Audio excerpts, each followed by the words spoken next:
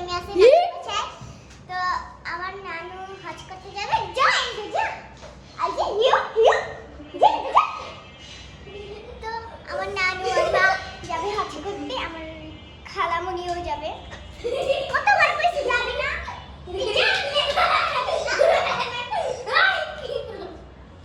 তো আমি ওকে লাঠি মেরে এসেছি।